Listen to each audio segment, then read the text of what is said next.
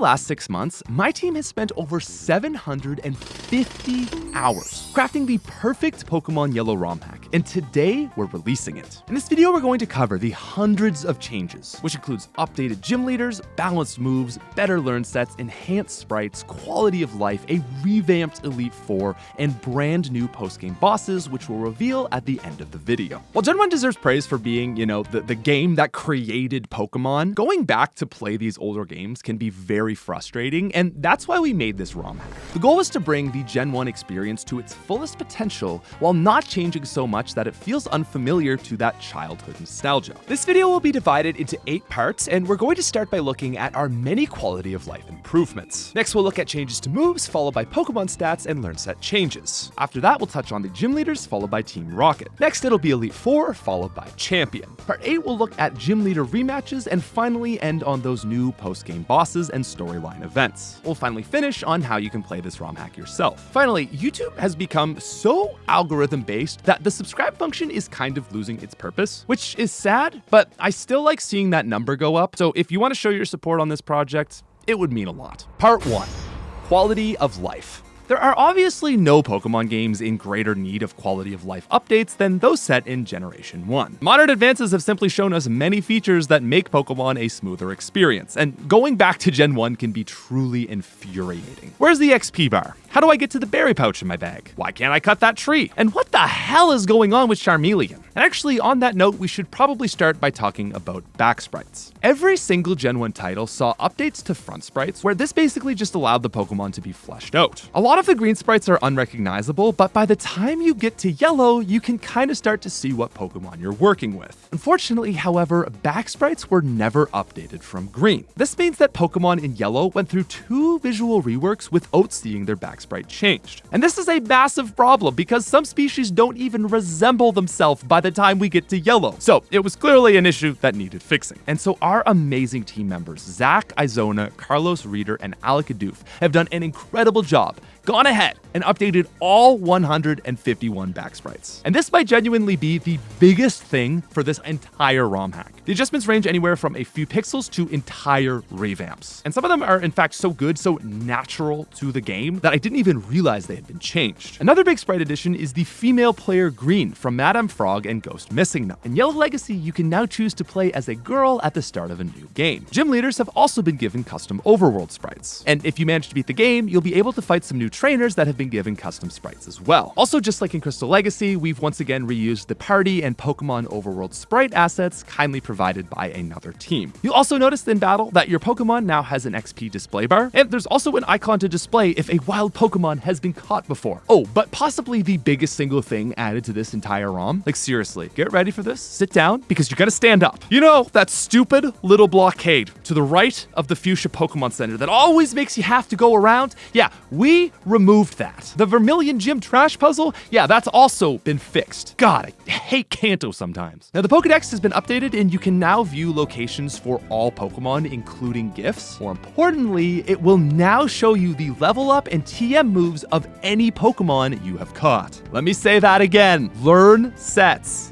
In the Pokedex. Some poor soul skipped this part of the video. If we are to be a community, let them know. Anyway, you can now also view a Pokemon's DVs in the stat page. You go to the Pokemon, and before you select the stats option in the menu, hold start and then hit A. This will show you a Pokemon's DVs, which range from 0 to 15. And similarly, you can hold select and A to view stat experience. Moving on, the running shoes join the game again and can be activated by holding B. The bag has also seen a tripling in size, which I think we again need to scream from the rooftop. By pressing start, you can also auto sort the bag to put relevant items next to each other. This puts TMs towards the bottom, which again, scream it from the rooftop, have been given abbreviated names so that you actually know what they are. And while TMs remain single use for balance, we've made it so all TMs can eventually be purchased infinitely. On top of Celadon, you'll see more become available in Fuchsia and Cinnabar, and before beating the game, the Indigo Plateau lobby now holds mostly high power, perfect accuracy moves like Ice Beam, while another man will appear after you beat the league to sell you the top power moves like Blizzard. Also, along with Skull Bash, Razor Wind now functions like Hyper Beam. Also, you know how it's really annoying to buy coins in Gen 1? Well, we've added a shady man in the Game Corner prize room who will sell you coins 500 at a time. He's gonna overcharge you a little bit, but it's worth it if you're impatient like me. And on that note, spinners in the rocket hideouts have been sped up. Fast save, fast heal,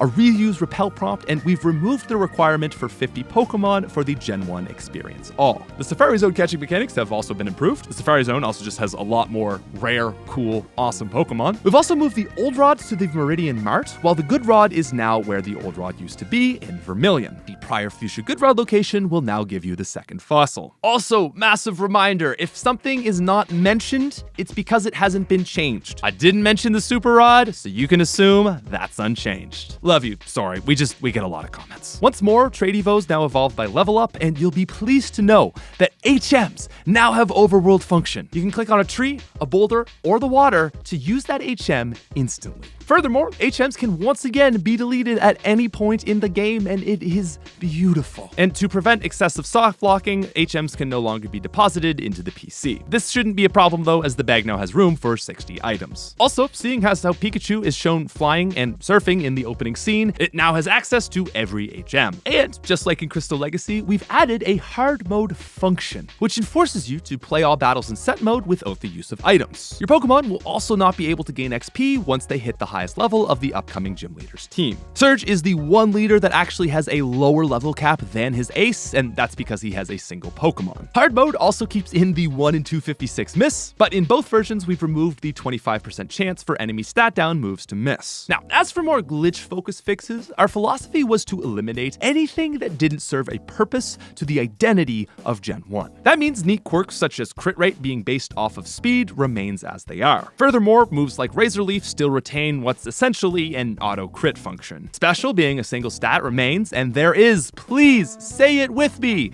no physical special split. Other neat interactions like Toxic Leech Seed remain, and while this isn't a glitch, Leech Seed, Poison, and Burn now deal 1/8 damage instead of 1/16 because it was really bad. Now, on the other hand, things that were purely detrimental, like the 1 in 256 miss or focus energy lowering crit chance, have been removed. There's also been a ton of pure glitch and visual bug removals. Dual type move effectiveness is no longer misreported. Fly and Dig no longer give invulnerable status when prevented by paralysis or confusion. Haze can't prevent a Pokemon from attacking after curing Freeze. Ghost is now super effective against Psychic rather than immune, and the AI Psywave functions the same as the player. There's more, but overall, the Gen 1 code was an absolute nightmare for our programmer Craig to deal with. So while we've playtested on over 100 individual saves, bear with us that the initial launch may still have a small bug or two. Oh, and if you do want to get notified of future updates, just make sure to subscribe. Part 2,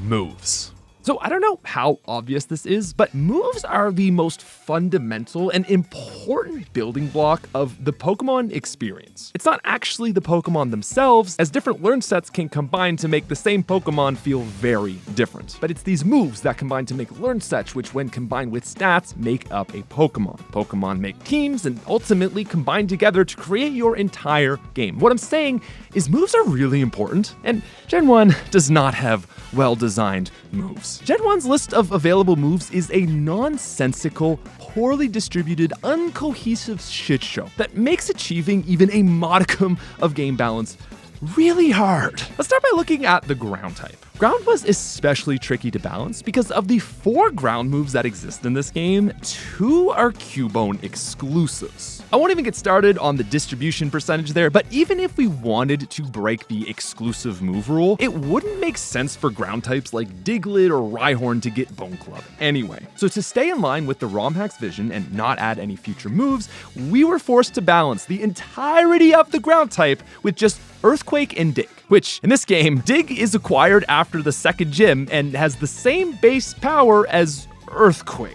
Like, I think this example alone is enough to sum up just how unbalanced Gen 1 is. Now, in this and pretty much every case, we wanted to make moves balanced so that Pokemon could actually have stab moves throughout most of the game. And so in order to make it so ground types could learn an early ground move, we had to make Dig 70 power, otherwise you'd be giving Earthquake to Pokemon before the 3rd gym. Similarly, you've got the Fire type, which only had 5 moves, one of which is the mid-power Fire Punch, which was only given to Magmar and Hitmonchan. Pokemon. Now, outside of the Charmander line, you can't give this move to any of the fire Pokemon because they're all quadrupedal beasts and Moltres. Then there's the absurdly broken Fire Spin, which in Gen 1 stops the enemy from attacking for 2 to 5 turns. This then leaves you with Ember, Flamethrower, and Fire Blast to find balance. In this case, all we could really do is make Flamethrower a TM and hope for the best. Now, Electric was in a pretty similar spot, but compare these two types to Water, which gets way more moves, and HM Surf around the 5th badge. There's really no way to make things perfect, and we just gotta try to do our best. And a good place to start with that is by buffing Grass. So with no Giga Drain in Gen 1, Absorb had to see its power raise from 20 to 30, while Mega Drain went from 40 to 65.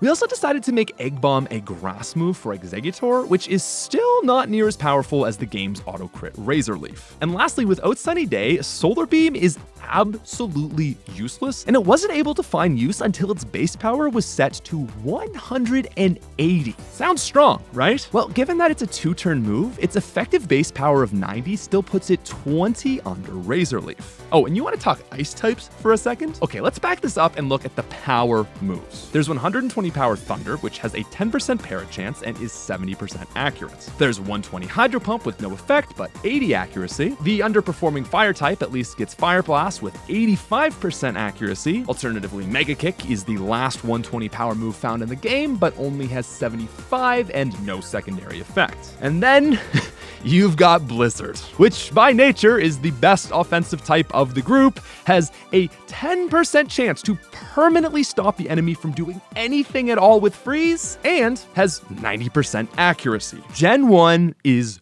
broken. Now, looking for just a scrap of balance, we were forced to make Blizzard, along with the other power moves, all 85% accurate. Sky Attack has also joined this club, no longer being a 2-turn move. And on that note, Gust has become a flying type move, and Wing Attack has seen its power go from 35 to 60. On top of getting Karate Chop, Fighting has seen Submission get perfect accuracy. Jump Kick has also gone from 70 to 90 base power, while High Jump Kick goes from 85 to 120. And while this sounds pretty good, Fighting is still not very great. Now, moving over to the Poison realm, there was simply no power move here, so we've basically just upgraded everything a tier. Poison Sting goes from 15 to 35 to effectively become Acid. Acid goes from 40 to 65 to essentially become Sludge, and Sludge becomes 90 to move into the role of Future Sludge Bomb. As for Rock, there are 2. Let me say that again.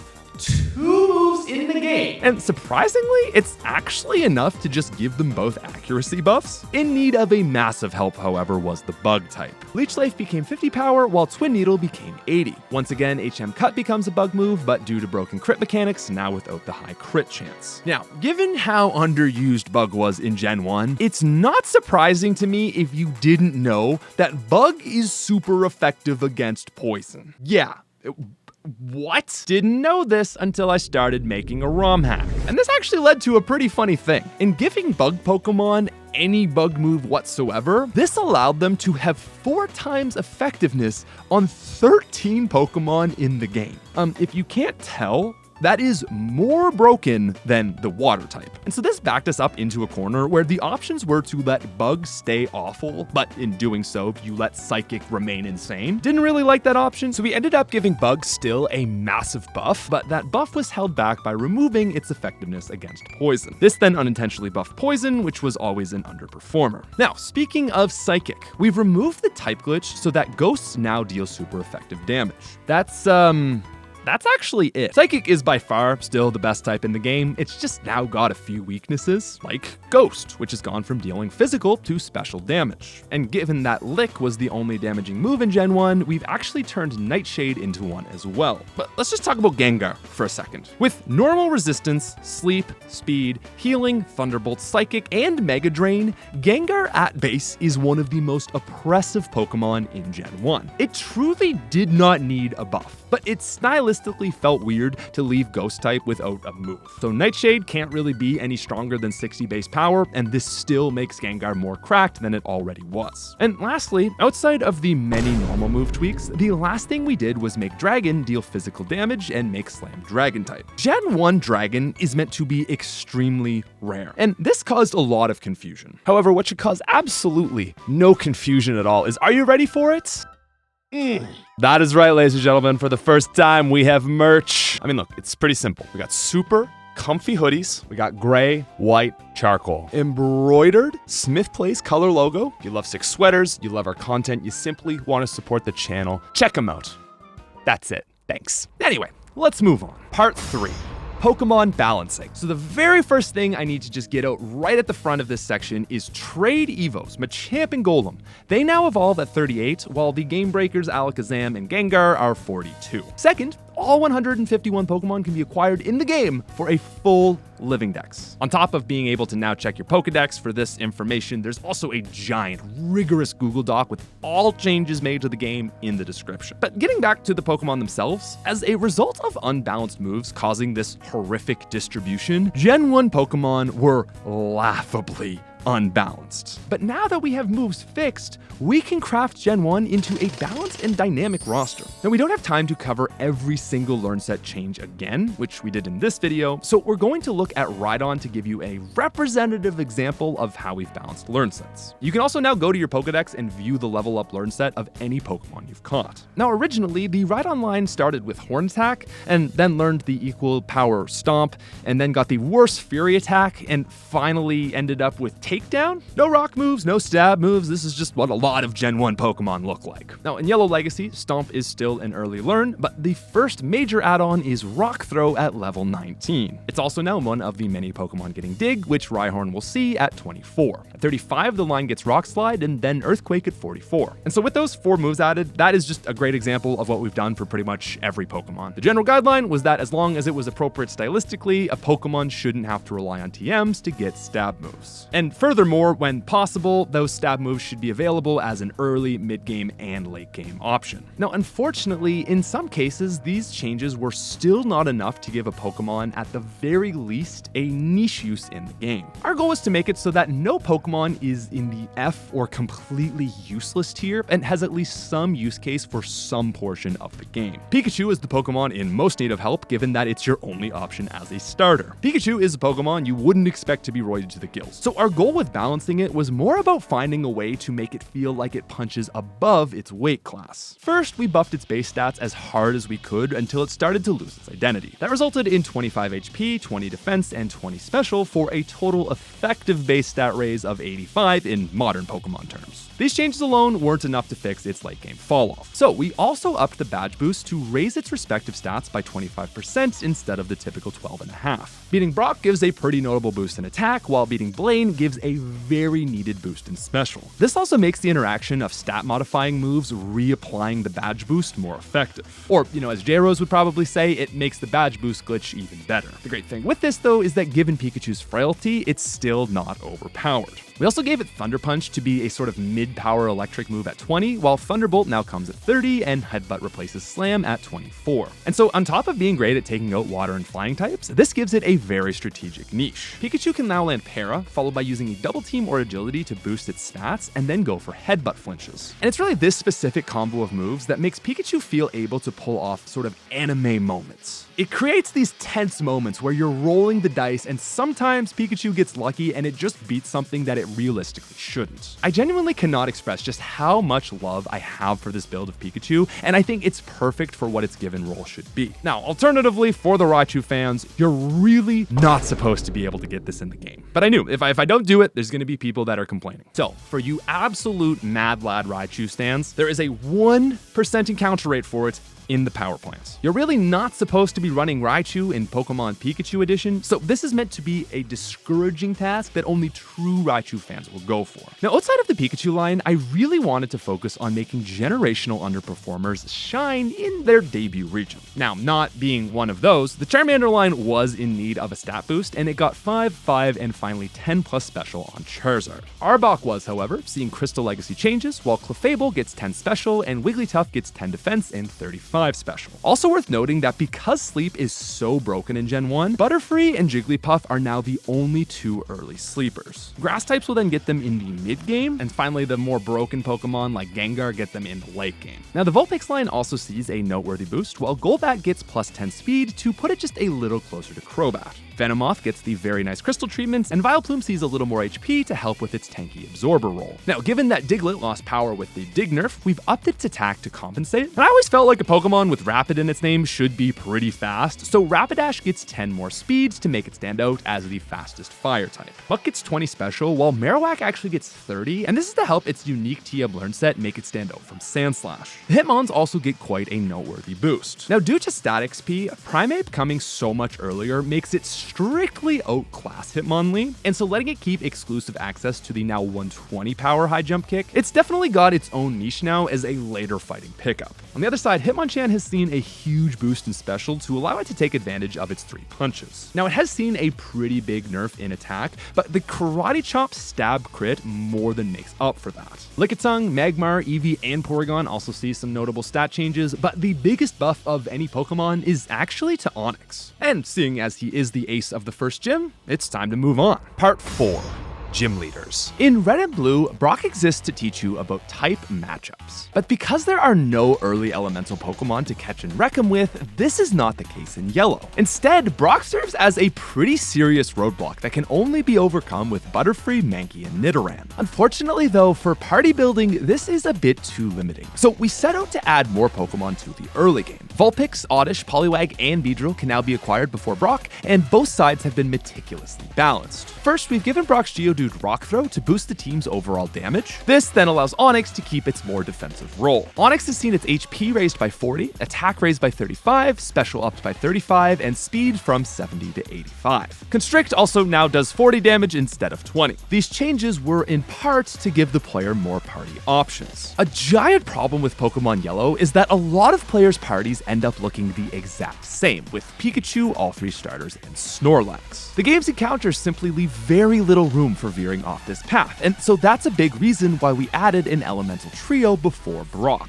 And with all 151 Pokemon available in the game, you can use your Pokedex to view these new locations. In a lot of cases, however, we've simply just added Pokemon back to their original Red and Blue location. Now, Misty is the first gym to see party changes. Staryu always felt super redundant, so we've replaced it with Psyduck and Goldeen. Psyduck has Confusion to stop a Grass Poison type to get the jump and sweep, and we decided we'd let Goldeen showcase its Gen 1 signature move, Waterfall. Now, the biggest issue with Misty is that she claimed to run an all-out offensive strategy while usually just opting to spam X defense. But now, to match this ideology, her Starmie will run Confusion, Swift, and Bubble Beam. Misty, along with all other major trainers, have also had their usable items removed, as this just makes the game more fun. We've also given major trainers AI an upgrade using code from the Kanto expansion project. In base Gen 1, leaders often lose because they do weird things like pull out the agility spam on poison types. To fix that specific problem, we've actually made status moves bird type under the hood, and so with that plus an overall improved AI, you'll see opponents make much better plays. Moving on to Surge, his lone Raichu has always been a point of contention for Yellow players. I personally find this to be an extremely unique fight for the series though, so I've done my best to keep it in the game. Raichu's been given Thunderbolt, Body Slam, Surf, and Thunder Wave, and this makes it a serious threat to all opponents. Basically, the goal was to make it so that nothing hardwalls it. You can't just roll in with an over-leveled Dugtrio and expect to sweep.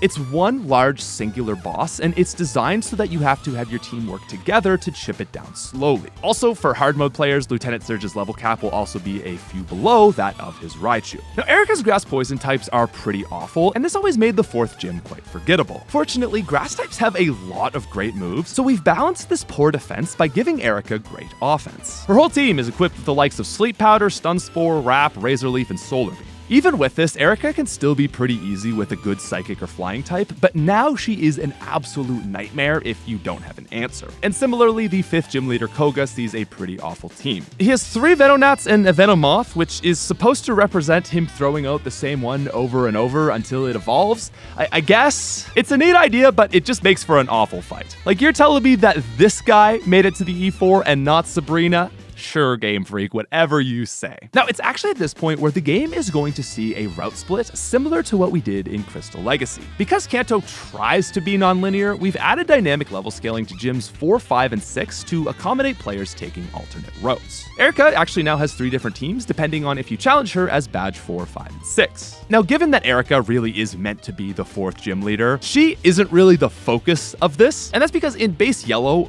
both teams of Koga and Sabrina are level 50. And this always made for a super awkward badge 5. See, now whichever one you challenge first will see a level cap of 43, while the 6th badge leader will give you the level 50 fight. Badge 6 will also have a 5th Pokemon. Sabrina will keep her Abra Trio, but we're also adding in Mr. Mime and Hypno. Meanwhile, Koga's been given Golbat, Tentacruel, and Weezing, plus Muck for badge 6. Gen 2 enjoyers can also take note of a certain someone training in Koga's gym. Now next up for badge 7, Blaine has been given Charizard and a Magmar Ace to fill out his fiery team. His members have been given moves like Solar Beam, Nightshade, Psychic, and Thunder Punch to help with coverage. Blaine can't be overly lethal simply due to fire not being that great, but we've made his team the best for what it can be. Giovanni, however, has been cooked to the highest degree. But before we get to his final gym team, I think it makes sense to first go back and go through all of the Rockets and then finish with him. Part 5.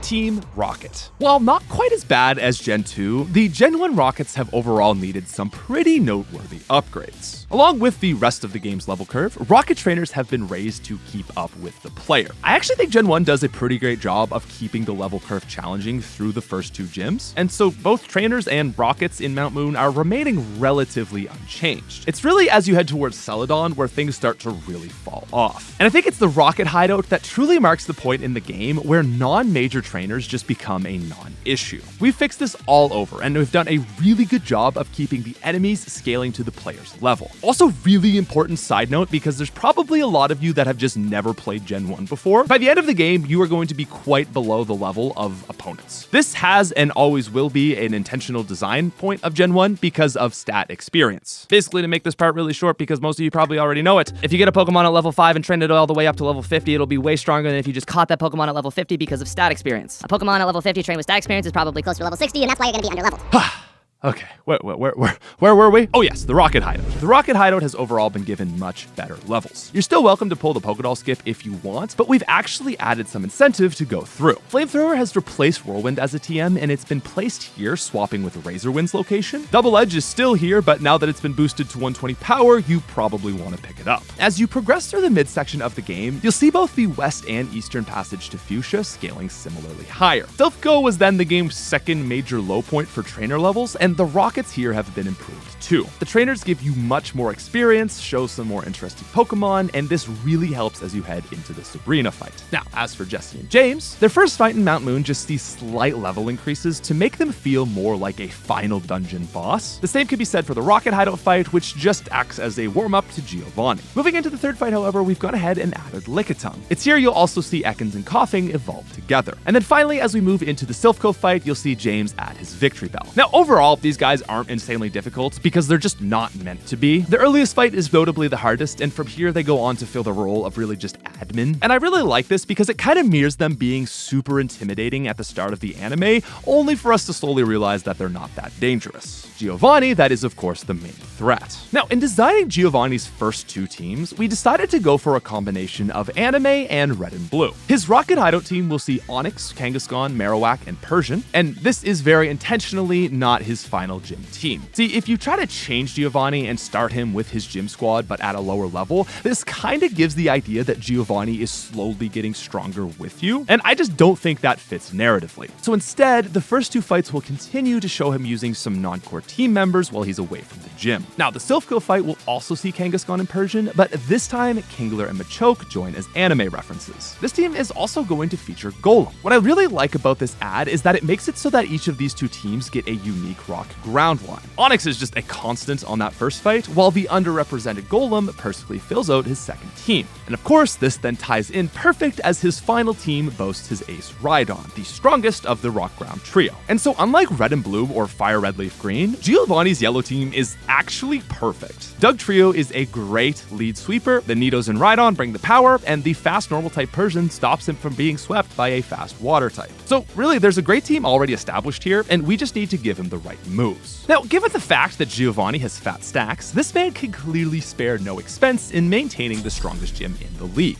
It feels fitting, then, that Giovanni should have access to multiples of every TM. This then allows us to give him the best, most powerful moves possible. Because with members that learn so many great moves, this allows Giovanni to fill the role of strongest gym leader. Pretty much everything has now been given ice, electric, or water, plus his Persian is the first Pokemon to show off that Gen 1 Hyper Beam. Great coverage mixed with some overall impressively statted Pokemon makes for a true final climax to this man's arc. Now, due to storyline reasons, Giovanni will not get a rematch. However, we will look at the other 7 Gym Leader rematch teams later in this video. We first, however, need to look at one of the most important improvements Yellow has seen. Part 6, the Elite Four.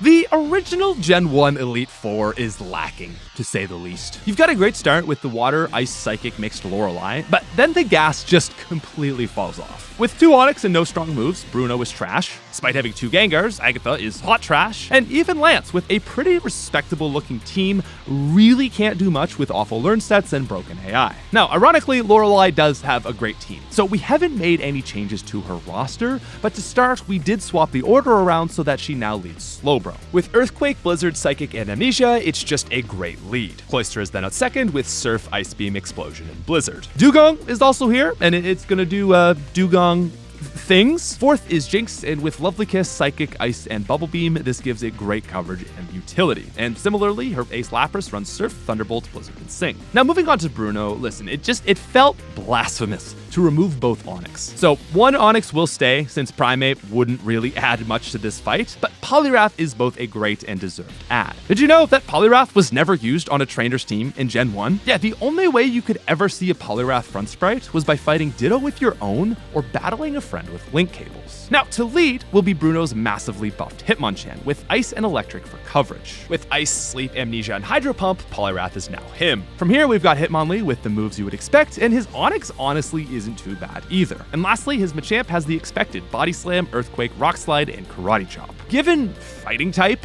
Bruno can't ever really be amazing, but these changes do at least make him threatening. However, with 2 Gengars, Agatha had much more room to grow. So her lead Gengar is now going to run a sleep and heal focus set with Mega Drain, Hypnosis, Dream Eater, and Nightshade. Her last one will be purely offense focused, running Psychic, Mega Drain, Nightshade, and Thunder. Now, with updated learn sets and buff stats, the Golbat and Arbok were fine to stay, but Haunter was in need of replacing. Agatha isn't so much a poison or ghost trainer as much as a keeper of horrifying creatures, and so we thought long and hard about the best addition, and in the end, we decided that Marowak was most deserving. Given its prominence in the storyline, association with the Ghost Tower, and Cubone's just general relation to the dead, Marowak just feels right. Plus, with Swords Dance, Body Slam, Rock Slide, and Earthquake, it gives Agatha some much-needed offensive beef, which is something that Lance now has a metric buttload of. Lance's new team is going to consist of Dragonite, Gyarados, Charizard, Aerodactyl, and Dragonite, the exact same team as Crystal Legacy, minus Burb. Lance is going to lead with a competitive-inspired Wrap Thunderwave Dragonite. Gyarados is up next with Fly, Surf, Slam, and Hyper Beam. Now, in Red and Blue, Charizard was a non-option due to a potential conflict with Blue's team, but in Yellow, that problem gets solved for us. Charizard's gonna run Wing Attack, Flamethrower, Earthquake, and Hyper Beam. Next, Lance's Ace Dragonite is going to run a more elemental theme with Blizzard, Fire Blast, and Thunder. However, it's Aerodactyl that I would argue gets the title of Scariest League Pokemon. In Gen 1, Aerodactyl's already high speed and attack is compounded by crits being determined off base speed. Turns out it's like a little over 1 in 5, but originally this never even mattered because Aerodactyl's learn set was just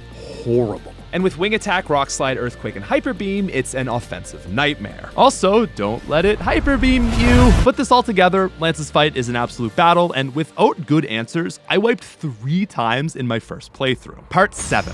Rival. I think it goes without saying that Gen 1 has got a truly great rival. Blue's personality is perfectly balanced through the game, while the twist of becoming champion just before you is truly iconic. My personal biggest issue with Blue in Yellow is that he doesn't run his classic team members like Gyarados, Arcanine, Pidgeot, or Rhydon. Instead, we've got the likes of Cloyster, Sandslash, and Ninetales, which despite being respectively different, just feels weird. Now, I'm very aware that that is not true for everyone, and a lot of people see these teams as their canon Gen 1 Blue. And so don't worry, this Blue is going to stay in the game. Now, however, rather than seeing one team that simply changes its evolution, there are going to be 3 unique teams for Blue that vary massively. Now, to begin, his Vaporeon team is going to function as a more manga team, and while not easy, it's meant to be the lowest difficulty against Pikachu. The only requirement to get this team for the run is if you lose the very first fight in the lab. Now, even without using the potion you can pick up, there's only about a 5% chance to lose this if you just spam Thundershock. And this design is intentional so that if you want to face this Vaporeon team, you have to go a bit out of your way and intentionally lose. Now next, the Flareon team is again your base yellow team. This team can only be unlocked for blue if you beat him in the lab, but don't defeat him in the optional fight on Route 22. Don't engage, just continue north to Brock, and you'll end up with the classic yellow team led by Flareon. And now finally, if you want to get the Jolteon team, you just have to beat him in both cases. It's worth noting that the second fight is infinitely replayable, so you can lose 10 times, but as long as you sneak out the win before beating Brock, this is the team you're going to see. Now, throughout the early game, all three teams will be the same, but we've made adjustments to better show Blue coming into his own as a trainer. He'll have a Bellsprout around Misty, he'll swap Sparrow for Sandshrew heading into Surge. The Pokemon Tower is then where we'll see his team start to diverge. The Vaporeon team will start featuring some manga picks. We'll see Blue experimenting around until he settles on his final team for this champion fight. This team will see Machamp,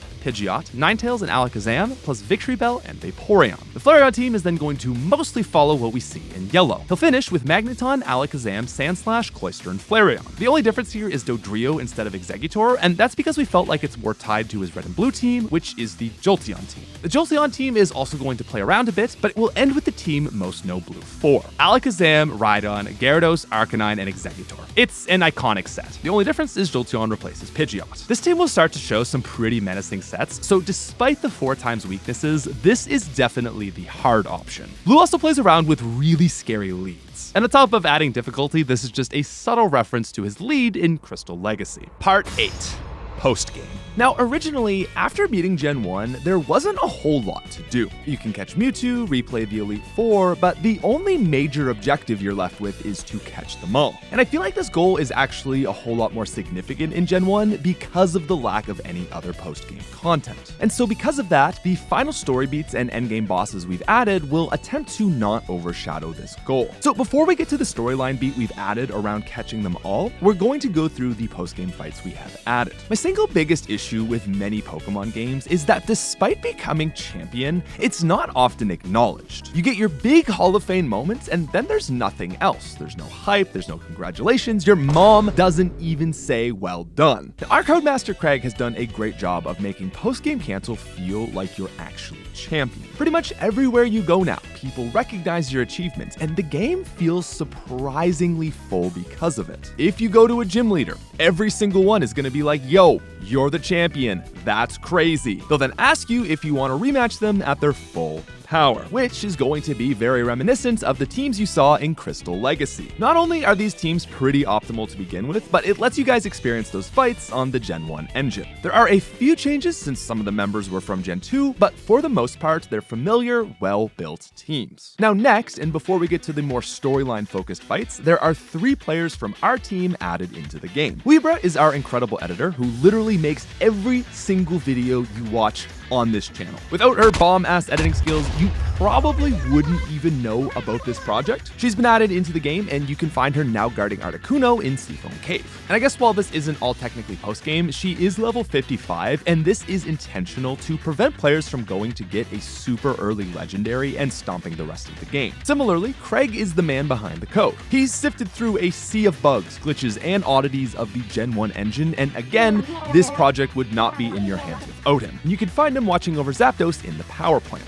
Victory Road is also now full of great trainers who have been handpicked to resemble our amazing team of playtesters and mods. There's also a certain zesty man that gets to Cerulean Cave before you, and it doesn't look like he's just gonna roll over and let you take Mewtwo. We've also got rematches for the Elite Four. When looking at Elite Four rematches, we pretty quickly realized that there isn't a lot more you can do for these guys outside of giving them a 6th team member. Pokemon Stadium is a game that we're never going to touch, but I know how dear it is to a lot of you old school players. The team suggested giving their E4 their final Pokemon Stadium teams, and I absolutely love it. While thematically these teams aren't in line with their monotype cohesion, I don't think it makes for a huge problem, as none of the Elite Four ever really had that going for them anyway. Adding in the Stadium teams instead provides some very unique fights, and I think it helps make Yellow feel a bit more like the definitive Gen 1 title. Now, as for Blue, he won't be running a Stadium set, but instead the same one we see in Crystal Legacy minus Articuno. know. Also, it's worth noting that for 95% of you, this will be your post-game boss. We've still got 3 more trainers to look at, however. One which is even stronger than Blue. Now, first, we decided it would be fun to have an optional Officer Jenny fight. As the Hand of the Law, she's someone that I can very easily believe to be strong. She'll challenge you in Vermilion, and her team are all picks from the anime. She leads Pidgeot, her ace is Arcanine, there's Tangela and Parasect, plus Gengar will fill in for Ghastly. And lastly, we decided to give her a Blastoise given her relation to the Squirtle Squad. Similarly, we've given a fight to the Fuchsia City Nurse Joy. As a reference to the anime, her background explains that she actually loves battling, but her job keeps her from getting to travel and challenge the league. This helps make sense of why she's so strong. And so if you want to fight her, just head to the Fuchsia Pokemon Center and she'll ask for a battle after healing. The legendary Chansey is of course her ace. And her team consists of an extremely unique stall set of 2 resters, 2 recoverers, and 2 soft-boiled I will add those are 2 custom sprites added in by Zach and Carlos. Anyway, for our last fight, as so many of you have asked for it, we have implemented not just 1, but 2 Professor Oak fights. Now, it's known that Professor Oak was once a super cracked trainer, but he gave it all up to pursue his studies. Oak does claim to give his last Pokemon away, which makes this a little bit tricky, but not completely unworkable. Given that he changed his focus to studies, I find it hard to think that Oak would have actually released all of his Pokemon. Personally, I like to think that he just stopped training them and did something like put them in a habitat somewhere. We're gonna have Oak explain to the player that watching you compete with Blue has reignited his spark as a trainer. It reminds him of his days as a trainer, and on Route 1, you'll have your first fight. Now, given that this is in the unused fight code, Oak is going to lead Tauros. Next, we've gone ahead and actually given him all 3 starters instead of the one that isn't picked like in Red and Blue. This just gives him a much more unique team than if we were to run the Gyarados, Arcanine, Exeggutor trio. Snorlax is of course going to be his 5th, and given its association with Oak in the opening cutscene, it feels like Nidoking is the most deserving slot for his ace. Now, after the fight, this will awaken Oak's trainer mindset once more, and he's going to mention that he's going to strive to get back into top form. Now, this next part is for those select few who choose to go above and beyond and complete the Pokedex. This is where the new storyline spoilers begin. Upon acquiring 150 Pokemon, the player is able to receive their diploma. This will obviously impress Oak, however, it's going to be the sighting and capture of Mewtwo that truly puzzles him. While Oak was able to document 149 Pokemon, the recently discovered Mewtwo sparks his curiosity. He then heads to the Pokemon Mansion in Cinnabar searching for answers. Now, in all his years of discovery, Oak has never seen anything like Mewtwo, and this makes him extremely wary. Due to the mysterious aura and history of the mansion, he decides he must bring his most powerful Pokemon. When the player shows up, Oak is seen reading a journal entry, and when talked to, he begins to question Mewtwo's origins. He then goes on to talk about his time exploring for research. He explains how he looked all over to uncover every single species for the Pokedex. And so given the player's equal, if not better knowledge of what lay in the depths of the Pokedex, he then begins to explain something he's never told another soul. During Oak's research, he came across 3 incredibly rare species of bird. Sightings had been reported of them before, but no trainer had ever caught one. And like canon Pokemon lore, despite popular belief, they were not one of a kind. Oak was the first to catch them, however. Yet despite his desire to share this newfound knowledge with the world, he was fearful of what might happen if it were revealed that he had control over such powerful Pokemon. This unbridled power could be disastrous if it were to fall into the wrong hands. And so over all these years, Oak's been keeping these 3 Pokemon hidden for the safety of both the species and the region. And upon learning of Mewtwo's creation, he recognizes that his fears were well placed. Finally, however, Oak snaps back to the present. He recognizes your achievement as not just a champion, but as a true master of Pokemon. He challenges you to one more battle, and the halls of Mewtwo's birthplace echo out once more. Oak once again leads his trusty Tauros, but upon it fainting, the player's suspicion is finally confirmed, as Oak sends out Zapdos, Moltres, and finally, Articuno. Despite myth, the birds are, unlike Mewtwo, not one of a kind, but rather only extremely rare, only presenting themselves to worthy trainers. And yet, despite Oak's sheer force, he is still no match for Red, who finally claims the title as the strongest trainer in the Kanto region. After the battle, Oak will then note that something in the air has changed. He notes a new presence set over the space, brought on by the overwhelming force of the battle which just took place. He'll tell you to keep your wits about you, and a distant mewing can be heard by the player. Upon heading to the basements, the player will find the source of all DNA, and Pokemon number 151 will be ready for battle. And ladies and gentlemen, that is Pokemon Yellow Legacy. I'll take this opportunity to first let you know that our next plan is to go ahead with completing this trio and hopefully drop Emerald Legacy by the end of the year. The Crystal expansion is still being looked at, but just not for this year. I also need to take an opportunity to shout out the entire Pokemon Legacy team. Arrow, Disc, Izona, Zach, Carlos, Bryce, Reggie, Alakadoof, Sable, Tiberius, Reader, Soul, Talos, Rune, Mogul, Craig, and Weebra again,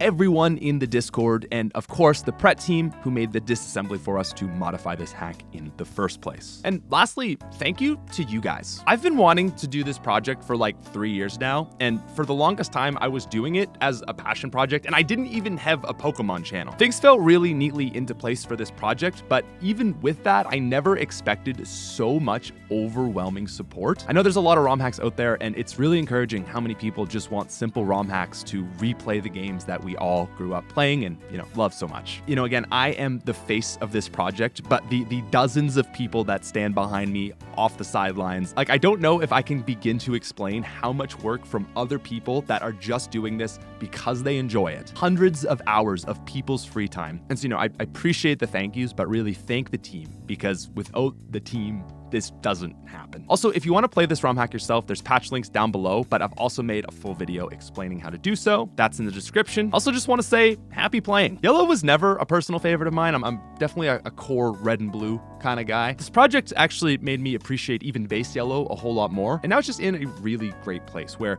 my nostalgia and rose tinted glasses kind of meet up with what I remember of those games. And I guess what I'm just trying to say is, yellow is a game that I was not super familiar with going into this, but I really have come to respect it, and I hope that you guys can enjoy it and see it how I see it now. Much love.